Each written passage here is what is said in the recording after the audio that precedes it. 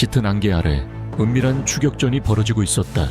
심장 박동 하나하나가 경고처럼 울려 퍼졌다. 어둠 속에서 눈빛 하나하나가 치명적인 계산을 담고 있었다. 미세한 움직임조차도 원시적인 사냥 본능을 일가할 수 있었다. 잔혹한 대자연 속에서 가장 강한 자만이 살아남을 수 있었다. 응고롱고로 분화구 깊숙한 곳, 생명의 원시 투기장인 그곳에는 눈부신 분홍빛으로 몸을 장식한 새가 살고 있습니다. 작은 홍학들에게 응고롱고로 분화구는 탄자니아 고원 한가운데 자리한 그야말로 경이로운 자연 레스토랑입니다. 화산 분화구 한가운데에는 마가디 호수가 있습니다.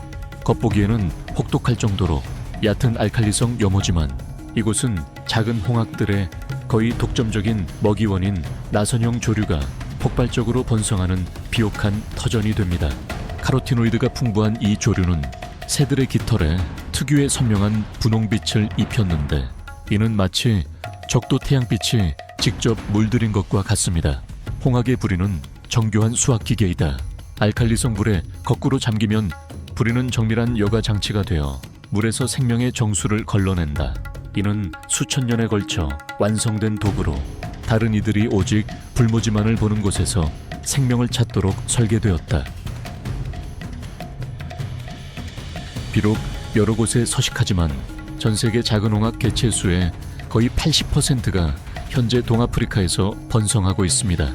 마가디 호수는 그들의 생애 주기에서 중요한 중간 기착지 역할을 하며 기후 변화의 영향으로 더 큰 호수들이 말라버릴 때 완벽한 먹이 보급처가 되어줍니다. 홍학 무리의 분홍빛이 희미해지자 응고롱고로의 광활한 풍경은 다시 정적에 잠겼다. 이 이보 60 제곱킬로미터 면적의 화산 분화구 안에는 선사시대 생명체가 여전히 존재하고 있다. 검은 코뿔소는 느릿느릿 걸어간다. 마치 야생의 마지막 숨결을 짊어진 듯이. 화산 분화구는 안정적인 물 공급원에서 풍부한 식생에 이르기까지 검은 코뿔소의 생존에 필수적인 모든 요소들을 제공합니다. 비록 이곳의 개체 수는 30마리 정도에 불과하지만 폐쇄된 공간에 집중되어 있기 때문에 응고롱고로는 아프리카에서 가장 높은 검은 코뿔소 밀도 중 하나를 자랑합니다. 이곳의 개체군은 놀라운 유전적 가치를 지니고 있습니다. 이들은 이 지역에서 수천 년 동안 서식해온 토착 코뿔소의 혈통이자 후손입니다. 생물 다양성이 점차 희미해져가는 세상에서 이러한 원본 유전자들은 장기적인 보존을 위해 막대한 중요성을 가집니다. 검은 코뿔소는 주로 나무잎을 먹으며 관목과 나뭇가지를 찾아 먹는 종입니다. 성체 한 마리는 하루에 최대 27kg의 먹이를 섭취할 수 있습니다. 야생에서의 평균 수명은 30년에서 40년 사이입니다. 이곳에서 5~7세까지 살았던 세계 최고령 검은 코뿔소로 알려진 파우스타의 이야기는 이 분화구 안에서의 삶의 질을 가장 명확하게 보여주는 증거입니다.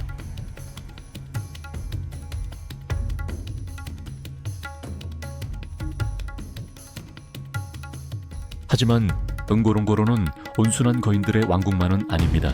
이곳은 또한 특화된 포식자들의 영역이기도 합니다. 서벌은 비범한 비율을 가진 중형 고양이과 동물입니다. 긴 다리 덕분에 약 60cm에 달하는 인상적인 어깨 높이를 가지고 있지만 몸무게는 여전히 가벼워 9에서 18kg에 불과합니다. 그것의 커다란 귀는 두 개의 위성 접시처럼 꼿꼿이 세워져 빽빽한 풀숲 속에서 가장 작은 바스락거림마저도 포착할 수 있도록 정교하게 조정되어 있었다. 이러한 특징들은 서벌을 고양이과 동물들 중 가장 효율적인 사냥꾼 중 하나로 만든다. 응고롱고로 초원에서 서벌은 사냥 기술을 놀라울 정도로 정교하게 완성했습니다. 먹잇감을 포착하면 몸을 멈춘 후 기습적인 도약으로 솟구쳐 오릅니다.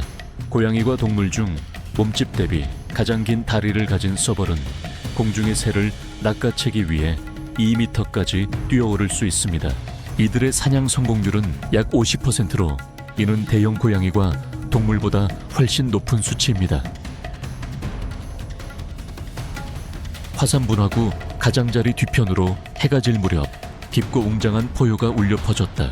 그것은 응고롱고로 분화구의 최상위 포식자인 사자가 최고 권력을 선포하는 소리였다. 이곳 사자 개체군은 약 75마리로 이루어져 있으며 약 10개의 무리로 나뉘어 있습니다. 하지만 이곳 수사자들은 위험 있는 짙은 갈기를 가지고 있어 훨씬 더 위풍당당해 보입니다. 사자의 갈기는 유전, 호르몬 그리고 기후의 영향을 받습니다. 짙은 갈기를 가진 수사자들은 보통 테스토스테론 수치가 더 높고 번식에 더 성공적이며 더 오래 사는 경향이 있습니다. 응고롱고로에서는 성인 수컷의 60% 이상이 짙은 갈기를 가지고 있습니다. 지배권을 다투는 싸움에서 검은 갈기는 신체적인 이점을 제공할 뿐만 아니라 암컷들에게서도 호의를 얻습니다. 이러한 다툼의 기원은 역사에서 비롯됩니다. 한때 전염병이 이곳을 휩쓸었고 오직 소수의 개체만이 살아남았습니다. 그들의 혈통으로부터 이 왕국 전체가 재건되었습니다. 그것은 강인함의 유산이지만 근친 교배라는 대가를 수반했습니다. 분화구 안에서는 제한된 영토와 높은 먹잇감 밀도로 인해 무리들이 서로 가까이 살아야만 했고 이는 잦은 충돌을 불러왔습니다. 2마리 수사자가 나타났습니다. 물러설 곳은 없었습니다. 그들의 포효는 공기를 뒤흔들었습니다. 그들은 서로에게 덤벼들어 발톱을 세워 핥히고 이빨로는 상대방의 목을 노렸습니다. 이 싸움은 단순히 땅만을 결정하는 것이 아니었습니다. 그것은 혈통을 이어갈 권리였습니다. 응고롱고로 생태계에서는 승자가 영토와 번식권을 모두 가지게 됩니다. 응고롱고로의 사냥 생활은 유연함을 보여줍니다. 수컷들은 순찰하고 보호하는 반면 암컷 사자들은 사냥을 주도합니다. 아프리카 전역 사자들의 평균 사냥 성공률은 약 18에서 30%에 불과하지만 응고롱고로의 무리들은 풍부한 먹이 자원과 갈고 닦은 협력 기술 덕분에 35에서 40%에 달할 수 있습니다. 어스름한 빛 속에서 사자 한 무리가 방금 얼룩말 한 마리를 쓰러뜨렸다. 하지만 그들이 승리를 만끽하기도 전에 침묵하는 그림자들이 나타났다. 점박이 하이에나, 귀청을 찢는 듯한 웃음소리가 도전장처럼 울려 퍼졌다. 이 분화구의 두 최상위 포식자 간의 대결은 오랜 숙적 관계이다. 그리고 응고롱고로 분화구는 단순한 자연 요새일 뿐만 아니라 생태학적 압력솥이기도 합니다. 제한된 공간 때문에 이곳에서는 사자와 하이에나 사이의 대치가 다른 어떤 곳보다 더 높은 빈도와 강도로 발생합니다. 응고롱고로의 하이에나들은 단순히 시체 청소부가 아닙니다. 그들은 매우 효율적인 사냥꾼으로 자주 사자에게 도전하고 먹이를 빼앗습니다. 380마리에서 470마리 이상의 개체 수를 가진 점박이 하이에나는 응고롱고로에서 가장 많은 수의 육식동물입니다. 조사를 통해 최소 8개의 무리가 확인되었는데 각 무리는 최대 80마리의 구성원을 가지고 있습니다. 사자와의 경쟁은 단순히 사체를 차지하기 위한 싸움을 훨씬 넘어섭니다. 사자가 힘에서 우월하지만 점박이 하이에나는 수적 우위와 전략적 이점을 가지고 있습니다. 이러한 대결 구도는 분화구 내부의 중요한 생태학적 역동성을 형성했습니다. 이들은 홀로 떠도는 존재가 아니다.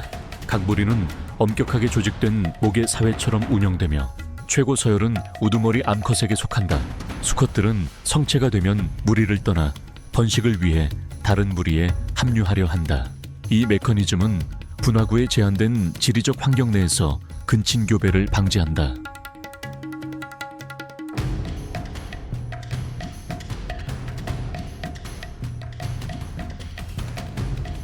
응고롱고로 내부의 치열함은 더 큰 그림의 한 조각일 뿐이다. 바로 북쪽으로는 세렝게티 평원이 끝없는 풀바다처럼 펼쳐져 있다. 이곳은 지구상에 남아있는 가장 위대한 야생동물 광경 중 하나인 대이동의 무대이다.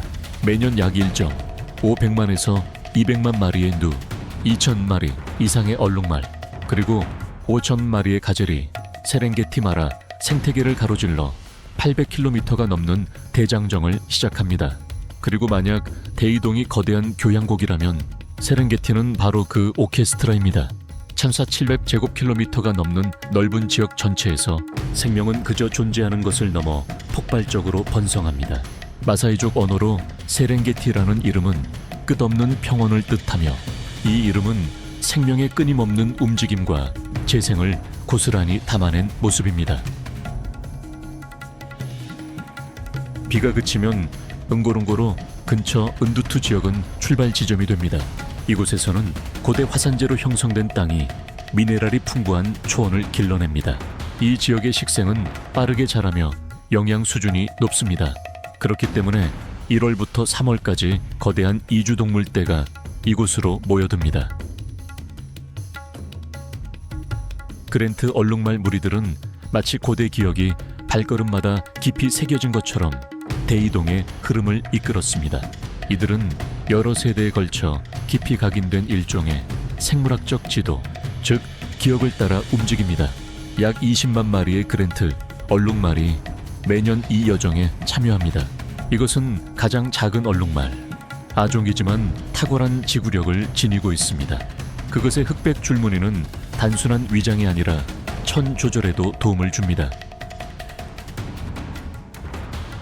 성우자격인 그랜트 얼룩말은 다른 많은 종들이 기피하는 높고 거칠며 마른 풀을 먹습니다. 더 질긴 풀을 뜯어먹음으로써 그들은 그 아래에 있는 부드럽고 영양가 풍부한 새싹들을 드러내는데, 이것이 바로 누우가 가장 좋아하는 풀입니다. 이는 위대한 공생관계를 만들어냅니다.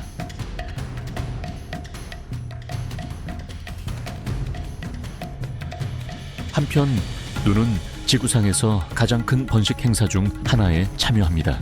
매년 2월과 3월 단 몇 주 만에 약 50만 마리의 새끼가 태어나며, 이는 하루 평균 거의 8,000마리의 새로운 생명이 탄생하는 셈입니다. 이러한 동시 번식은 포식자를 압도하기 위한 정교한 전략입니다. 포식자들은 이 거대한 생명의 물결 속에서 극히 일부만을 노릴 수밖에 없습니다. 번식기가 끝나고 싱싱한 풀밭이 모두 뜯어 먹히면 누의 진정한 대이동이 시작됩니다.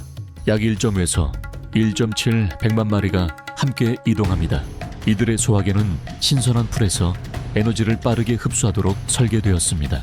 그리고 이러한 의존성 때문에 이들은 비를 쫓는 자들이라고 알려져 있습니다. 누 한 마리는 최대 50km 거리에서도 비를 감지할 수 있습니다. 그들을 독특하게 만드는 점은 명확한 리더가 없다는 것이다. 무리는 집단지성을 통해 하나의 개체처럼 앞으로 나아간다. 누우는 생태계의 조용한 엔지니어이다. 풀을 뜯어먹음으로써 그들은 새로운 성장을 자극한다. 그들의 배설물은 땅에 질소를 공급한다.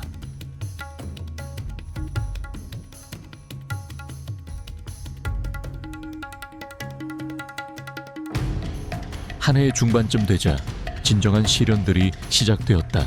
강들은 가장 큰 장애물이 되었다. 그루메티 강에서 어린 새끼들이 지쳐갈 때면 무릉덩이들은 거부할 수 없는 유혹이 되었다. 물밑에는 수백 마리의 나일, 악어들이 도사리고 있었다. 7월에는 여정이 북쪽으로 계속되었다. 세렝게티 북부는 황금빛 풀밭 바다에서 물고기 지느러미처럼 솟아오른 화강간 바위들과 함께 또 다른 아름다움을 드러냈는데, 그곳은 사자무리에게 완벽한 관찰 지점이었다.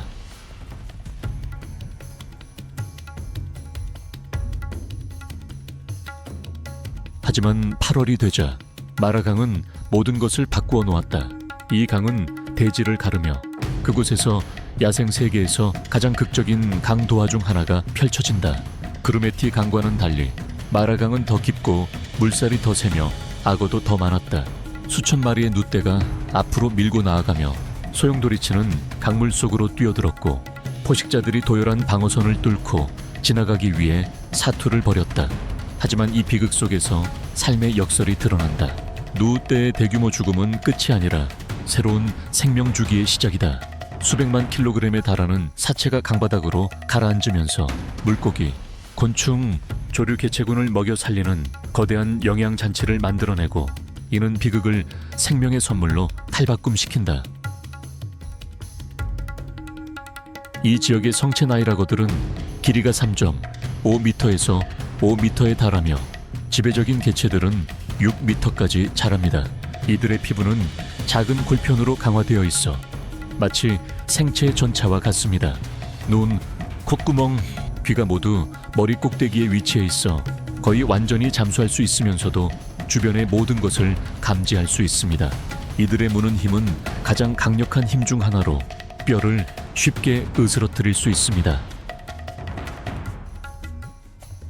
그들은 씹는 대신 먹이를 단단히 물고 물속으로 끌고 내려가 잔혹한 회전 동작을 합니다. 마라강도와 지점과 같은 곳에서는 이동하는 동물떼의 등장이 악어의 성수기를 알립니다. 하지만 강을 한꺼번에 건너는 동물의 수가 많을수록 각 개체의 생존율은 더욱 높아집니다.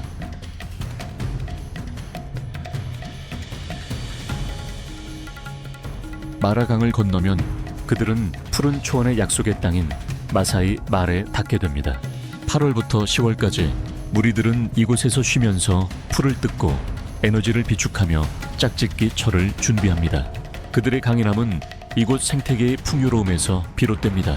마사이 마라는 평균 1500m 고도에 위치하며 더 온화한 기후와 더 고르게 분포된 강수량을 보입니다. 이곳의 야생동물, 밀도는 때로는 거의 믿을 수 없을 정도입니다. 하지만 이곳은 단순히 초식동물들만을 위한 곳이 아닙니다. 마사이 마라는 또한 포식자들의 천국이기도 합니다. 보호구역 내 사자 개체수는 약 850마리로 추정됩니다. 표범은 높은 밀도로 서식하는 것이 확인되며 점박이 하이에나는 최대 60마리까지 무리를 지어 생활합니다. 이처럼 높은 포식자 밀도는 이곳을 끊임없는 생존의 전장으로 만듭니다.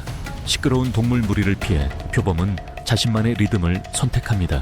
침묵하며 정확하게 그리고 독립적으로 대이동의 혼란 속에서 그것은 완벽한 고요함의 상징이 됩니다.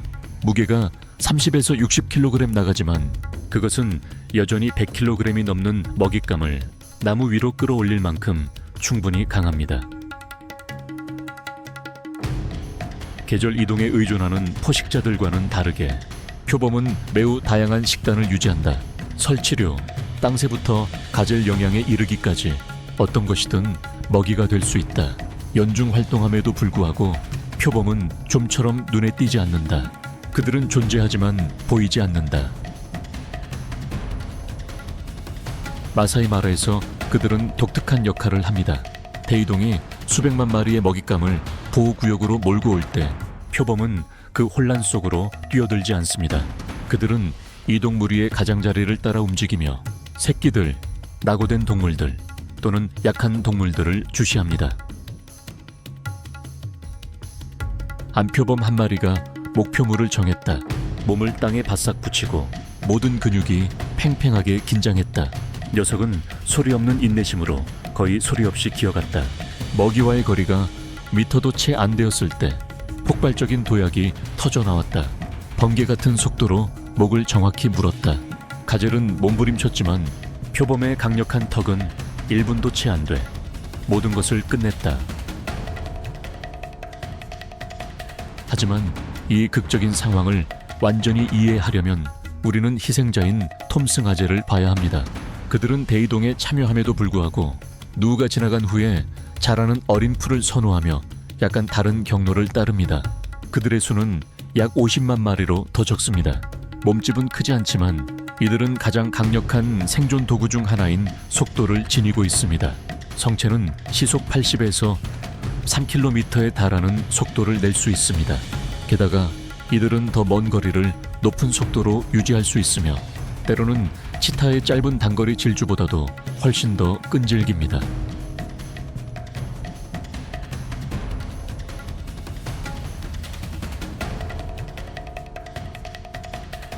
대이동의 혹독함은 삶과 죽음이 늘 함께하는 동반자임을 의미합니다. 매년 이 제5천마리 이상의 누영이 돌아오지 못합니다. 하지만 바로 이 끝없는 순환이 활기차고 강인한 생태계를 빚어냈습니다. 이 대이동으로 인해 전체 먹이사슬이 활성화됩니다. 자연은 그 자체의 논리로 움직이며 모든 생명체가 중요한 역할을 합니다. 대이동이 그 수량으로 매혹적이었다면 탄자니아의 마지막 명소 킬리만자로는 그 높이와 고독으로 깊은 인상을 남깁니다. 광활한 평원 위에 우뚝 솟아있는 킬리만자로 산은 895m라는 높이뿐만 아니라 그 어떤 산맥에도 속하지 않는 성층 화산이라는 점에서 시선을 사로잡습니다. 킬리만자로는 지질학적으로 독특할 뿐만 아니라 생태학적으로도 다양합니다. 상이슬께서 얼어붙은 정상까지 급격하게 변하는 기후대는 킬리만자로를 가장 특별한 고도별 생태계 중 하나로 만듭니다. 과학자들은 흔히 킬리만자로를 적대서 북극까지의 여정으로 묘사합니다.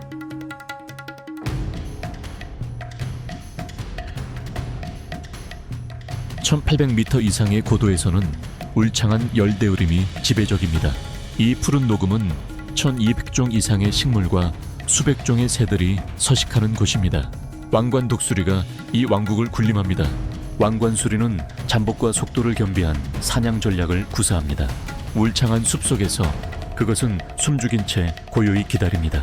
훨씬 아래쪽에서는 콜로부스 원숭이 무리가 이 가지에서 저 가지로 옮겨 다닙니다. 거의 2m에 달하는 날개폭을 지닌 독수리의 넓고도 민첩한 날개는 소리 없이 나뭇가지 사이를 활공하게 해줍니다. 그것의 발톱은 단순히 움켜쥐는 역할만을 하는 것이 아니라 생명을 끝장내는 도구입니다.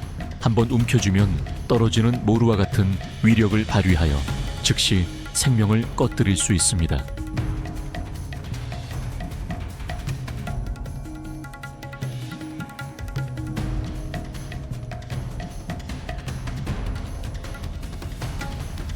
이 산에 사는 콜로부스 원숭이들은 킬리만자로, 게레자로 분류됩니다. 이들의 식단은 주로 나무잎으로 이루어져 있으며 심지어 대부분의 다른 영장류는 소화할 수 없는 약한 독소가 있는 오래된 IP도 포함합니다. 이러한 식단이 이점을 제공함에도 불구하고 에너지가 상대적으로 적습니다. 따라서 이들은 활동량이 적은 경향이 있으며 대부분의 시간을 소화하는 데 보냅니다. 마침내 800에서 1800m 높이까지 내려오면 킬리만자로는 보다 평화로운 풍경을 드러낸다. 상이슬, 케냐와 탄자니아 국경이 희미한 개념에 불과한 그곳에서 아프리카 코끼리들의 굳건한 발걸음이 흔적을 남긴다. 경계에 얽매이지 않고 이들은 국경을 넘나드는 유목민이다.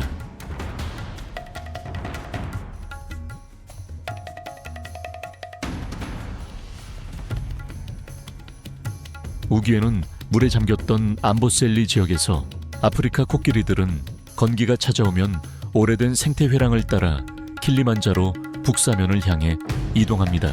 이것은 강수량과 식생 변화에 깊이 영향을 받는 전략적인 이동의 한 형태입니다. 이 여정에서 땅에 닿을 듯한 상아를 가진 몇몇 개체들이 눈에 띄는데 이들은 거대 상아 코끼리라고 불립니다. 이들은 거의 사라질 뻔했던 한 유전적 혈통에 살아있는 유물입니다. 이 전설적인 개체들의 존재는 킬리만자로 암보셀리 생태계에서 여전히 보존되고 있는 고대 유전적 혈통에 대한 증거를 제공합니다. 상징적인 지위를 넘어 코끼리는 생태계의 엔지니어이기도 합니다. 이동하면서 그들은 빽빽한 덤불을 헤치며 자연스러운 길과 통로를 만들어냅니다. 먹이를 먹는 동안 그들은 무심코 씨앗을 모으고 배설물을 통해 퍼뜨리는데 이는 효과적인 숲 재생 방법입니다.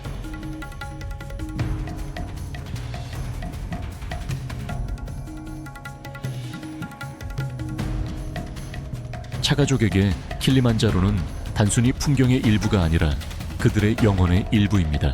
그들은 키보 봉구리를 덮은 구름이 조상들의 영혼이 머무는 곳이며 산에서 흘러내려오는 물은 신성한 선물이라고 믿습니다. 이야, 이제 남쪽으로 가볼까요?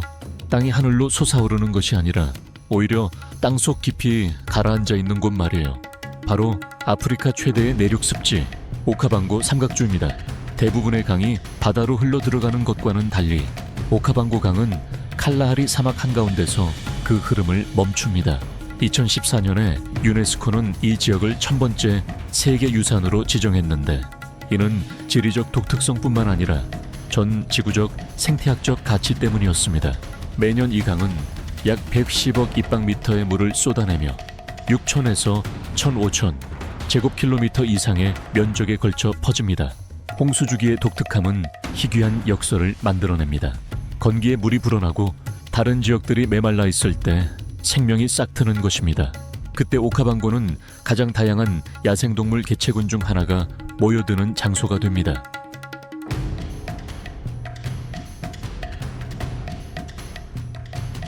하마는 물의 흐름을 따라 떠내려가지 않습니다. 매일 밤 하마는 깊은 물속 은신처에서 나와 먹이를 찾아 강둑으로 굳건하게 발걸음을 옮깁니다. 그리고 이러한 변함없는 습관이 바로 오늘날 하마 고속도로라고 불리는 길을 만들어냈습니다. 처음에는 단순한 길이었던 것이 멀리 떨어진 얕은 호수와 습지를 주요 수로와 연결하는 복잡한 수로망으로 발전했습니다. 하마의 역할은 거기서 멈추지 않았습니다. 매일 밤 한 마리의 하마는 최대 40kg의 풀을 섭취할 수 있습니다.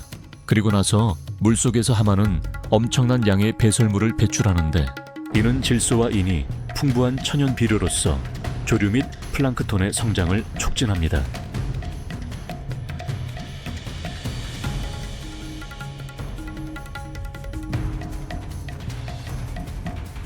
마사이마라의 맹렬한 햇볕 아래 누떼가 휩쓸고 지나갈 때 땅이 흔들렸다. 하지만 그 혼란 속에서 또 다른 추격전이 시작되었다. 치타는 몸을 숨기지 않았다. 한낮에 꼿꼿이 서 있었고 몸은 잔뜩 긴장해 있었다. 그 눈은 톰승아젤 한 마리에게 고정되어 있었다. 번개처럼 빠르게 튀어나가 공기를 갈랐습니다.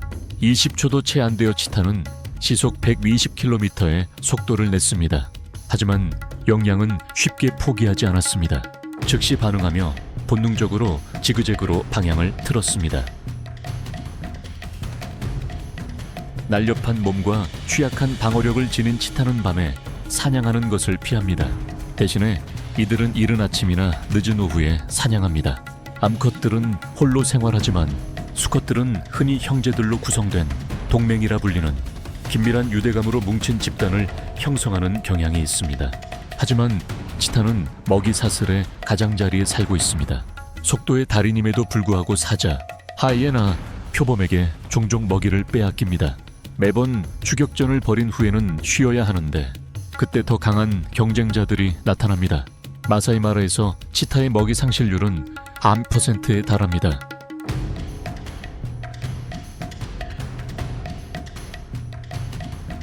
중앙아프리카의 자결하는 하늘 아래 자쿠메는 한때 코끼리들의 절망적인 울음소리가 울려 퍼졌습니다. 2002년부터 2010년까지 4,000마리 이상의 코끼리가 사라졌습니다. 어떤 시점에는 거의 100마리에 달하는 코끼리가 매주 돌아오지 못했습니다. 탐욕과 무력함이 자쿠마를 공동묘지로 만들었습니다. 2010년에 이르러 아프리칸 파크가 개입하면서 비로소 새로운 희망이 싹트기 시작했습니다. 처음으로 위성 장비들이 이 거인들을 추적했습니다. 지역 주민들은 수호자가 되었습니다. 이제 자쿠마는 생물학적 전장으로서 다시 한번 강력하게 번성하고 있습니다. 자쿠마 국립공원은 1963년에 설립되어 차드의 첫 국립공원이 되었다. 2024년 현재 자쿠마의 인정 면적은 304번 제곱킬로미터이다.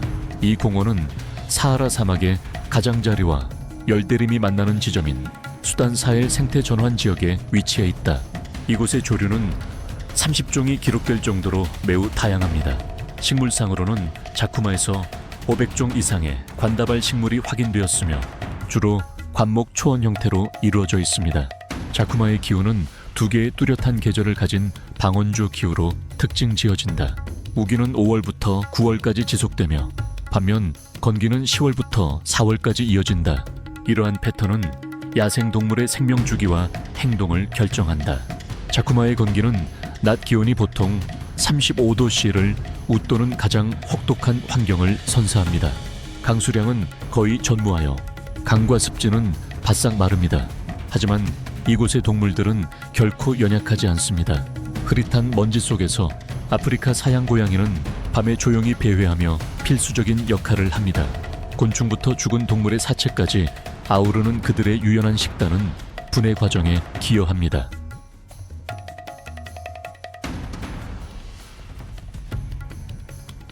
아프리카의 야생 자연은 마치 성경에서 튀어나온 듯한 경이로움으로 웅장한 풍경을 그려냅니다.